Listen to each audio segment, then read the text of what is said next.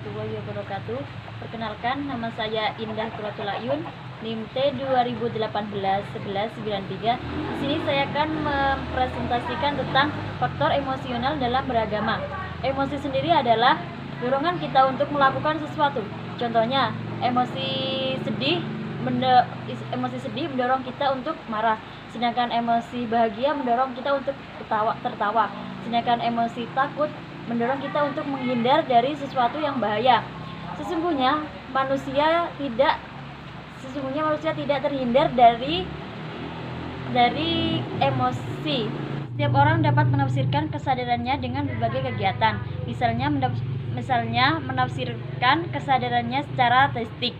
Contohnya, ada orang yang mengatakan bahwa dia telah bertemu dengan Tuhan dan berkomunikasi.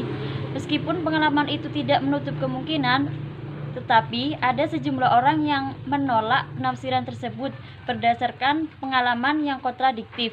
Pengalaman yang kontradiktif seperti perasaan orang bahwa dia melakukan kontak langsung dengan realitas adikodrati. Bisa juga menggunakan minuman-minuman tertentu yang memabukkan. William James melaporkan pengalamannya bahwa semua yang berlawanan dengan dunia nyata tampak meleleh menjadi satu kesatuan.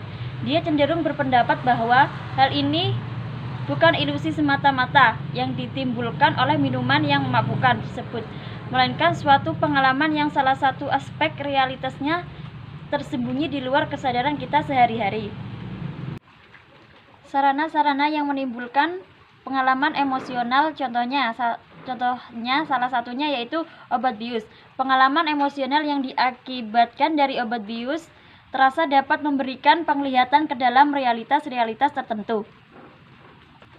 Contohnya yang punya nilai keagamaan yang mendorong pada anggotanya untuk mengikuti jalan itu.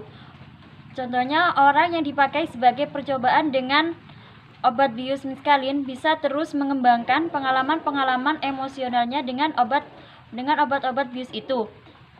Bahkan bisa jadi dia menggunakan obat-obat bius itu lebih berbahaya dan menimbulkan ketagihan.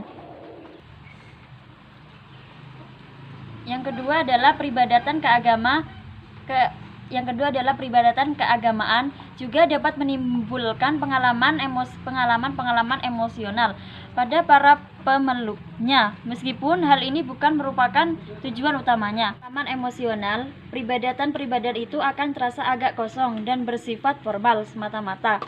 Dan apabila diamati dari luar, maka orang yang menyaksikan berbagai peribadatan agama mungkin cenderung berkomentar bahwa peribadatan itu hanya tidak lebih daripada upacara yang tidak memiliki makna apa-apa. Mereka berkomentar karena mereka melihat peribadatan dari aspek luar saja, tanpa mengalami sendiri pengalaman emosional yang memberikan arti penting pada pemeluknya. Terutama yang dapat menimbulkan pengalaman emosional selama peribadahan keagamaan itu berlangsung. Contohnya adalah rangkaian upacara itu sendiri, musik yang dimainkan, dan khutbah. Emosional disampaikan di situ. Musik juga merupakan sarana untuk menimbulkan pengalaman emosional pada para pelaku peribadahan. Cukup sekian presentasi dari saya. Kurang lebihnya saya mohon maaf sebesar-besarnya. Wassalamualaikum warahmatullahi wabarakatuh.